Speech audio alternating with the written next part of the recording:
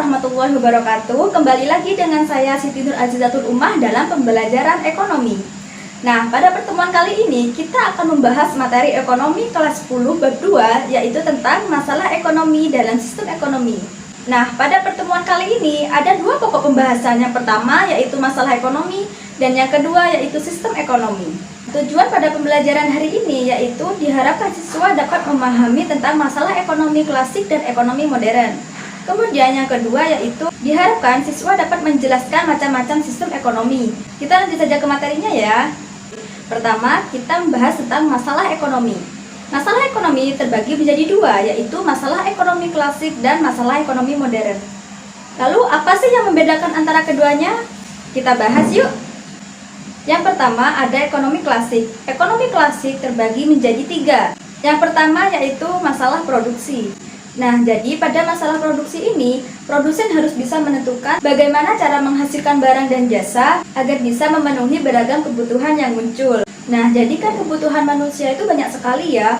Dari sini, produsen harus bisa memikirkan bagaimana caranya agar kebutuhan manusia atau konsumen tersebut dapat terpenuhi. Dan yang kedua yaitu masalah distribusi. Nah, masalah distribusi ini menekankan bagaimana caranya agar barang tersebut bisa sampai kepada tangan konsumen yang membutuhkan. Jadi contohnya nih, misal produksi mainan. Nah, bagaimana caranya agar mainan tersebut bisa sampai ke tangan anak-anak. Nah, jadi distribusi ini adalah cara untuk menyalurkan barang dari produsen ke konsumen.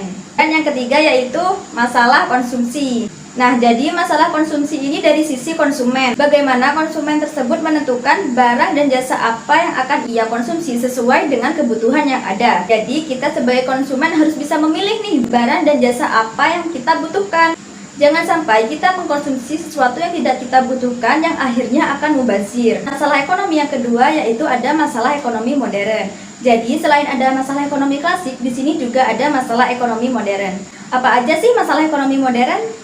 Masalah ekonomi modern juga terbagi menjadi tiga. Yang pertama adalah what, yang artinya apa. Yang kedua yaitu how, yang artinya bagaimana. Dan yang ketiga yaitu for whom, yang artinya untuk siapa. Lalu apa sih maksudnya dari what, how, dan for whom ini?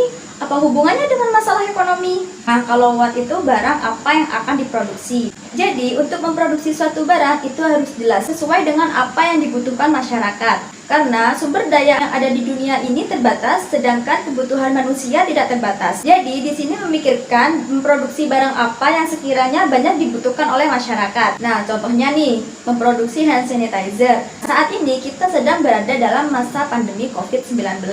Di mana pemerintah menganjurkan kita untuk mematuhi protokol kesehatan seperti memakai masker, menjaga jarak, dan mencuci tangan. Nah, kita bisa memproduksi hand sanitizer sebagai pengganti pencuci tangan. Karena di masa pandemi seperti sekarang ini, hand sanitizer banyak dibutuhkan oleh masyarakat. Seperti itu. Nah, jadi jangan sampai kita memproduksi suatu barang, akan tetapi barang tersebut tidak digunakan oleh masyarakat. Dan hasil akhirnya hanya membuang-buang sumber daya yang ada. Selain itu juga dapat merugikan produsen. Kemudian yang kedua yaitu how, yang artinya bagaimana. Bagaimana cara memproduksi barang tersebut.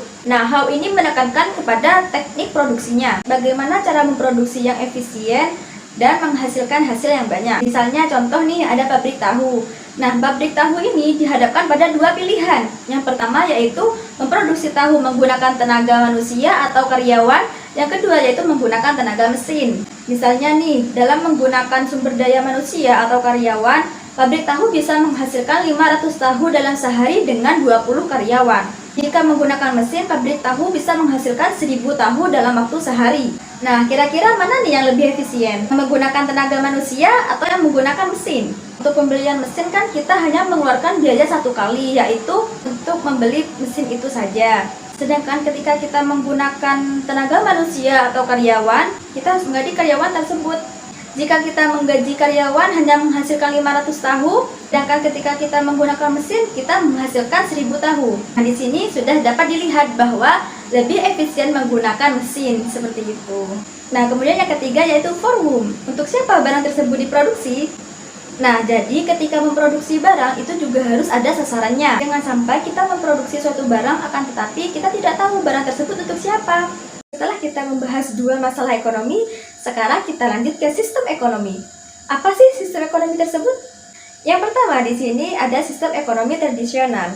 Jadi singkatnya, sistem ekonomi tradisional ini melakukan kegiatan ekonomi dengan adat istiadat atau turun-temurun dari leluhurnya. Jadi di sistem ekonomi tradisional ini, mereka belum mengenal yang namanya uang. Biasanya, mereka memenuhi kebutuhannya dengan sistem barter. Kegiatan ekonomi yang dilakukan dalam sistem ekonomi tradisional ini bukan atas dasar mencari keuntungan, akan tetapi untuk memenuhi kebutuhan. Nah, selanjutnya di sini ada kelebihan dan kekurangan dari sistem ekonomi tradisional. Kelebihannya yaitu yang pertama, tidak ada persaingan karena semuanya dilakukan berdasarkan kebiasaan. Kemudian yang kedua yaitu masyarakat tidak terbebani target tertentu karena semua kegiatan dilakukan atas dasar memenuhi kebutuhan. Untuk kekurangannya dari sistem ekonomi tradisional, masyarakat hanya melakukan kegiatan ekonomi untuk memenuhi kebutuhan dan tidak bertujuan untuk mencari keuntungan, sehingga tidak ada motivasi untuk menciptakan suatu kemajuan. Untuk yang selanjutnya yaitu sistem ekonomi komando. Singkatnya, sistem ekonomi komando ini seluruh kegiatan ekonominya dikendalikan oleh pemerintah. Segala kegiatan ekonomi, segala sumber daya alam, dan faktor-faktor produksi itu sepenuhnya dimiliki oleh pemerintah. Contohnya seperti perhutanan, minyak bumi, air, tanah, itu semua milik pemerintah. Sistem ekonomi komando juga memiliki kelebihan dan kekurangan. Untuk kelebihan yang pertama yaitu pemerintah bertanggung jawab penuh atas perekonomian. Kemudian mudah dalam mengendalikan harga, relatif tidak ada jurang pemisah antara yang kaya dan yang miskin, pendapatannya lebih merata. Kemudian untuk kekurangan yang pertama yaitu kemajuan masyarakat terhambat. Yang kedua, hak milik perseorangan dibatasi. Kemudian yang terakhir, tidak adanya kebebasan individu dalam memilih sumber daya. Selanjutnya yaitu ada sistem ekonomi liberal atau disebut sistem ekonomi pasar. Sistem ekonomi liberal ini sangat berbanding balik dengan sistem ekonomi komando. Kalau di sistem ekonomi pasar ini memberikan kebebasan kepada setiap individu untuk melakukan kegiatan ekonomi. Jadi kalau di sistem ekonomi liberal ini memberikan kebebasan kepada masing-masing individu untuk melakukan kegiatan ekonomi. Di sini pemerintah tidak ikut campur tangan sama sekali dalam kegiatan ekonomi. Segala faktor-faktor produksi bisa dimiliki oleh setiap individu. Nah, disinilah muncul kapitalis yang ingin mendapatkan keuntungan yang sangat besar. Agak kurang baik juga sebenarnya sistem ekonomi liberal ini. Ya mungkin baik bagi orang-orang yang jiwa kompetitifnya tinggi dan berinovasi. Tapi untuk masyarakat yang tertinggal, ini bisa dikatakan yang miskin akan tetap miskin dan yang kaya akan semakin kaya. Untuk kelebihannya sendiri, yang pertama yaitu masyarakat berpartisipatif dan aktif. Kemudian persaingan akan menghasilkan kemajuan. Produk yang dihasilkan bermutu tinggi. Untuk kekurangannya sendiri, yang pertama yaitu ketimpangan meningkat karena pendapatan dan penguasaan faktor produksi yang tidak merata. Adanya monopoli yang bisa merugikan masyarakat. Nah, kemudian yang terakhir yaitu sistem ekonomi campuran.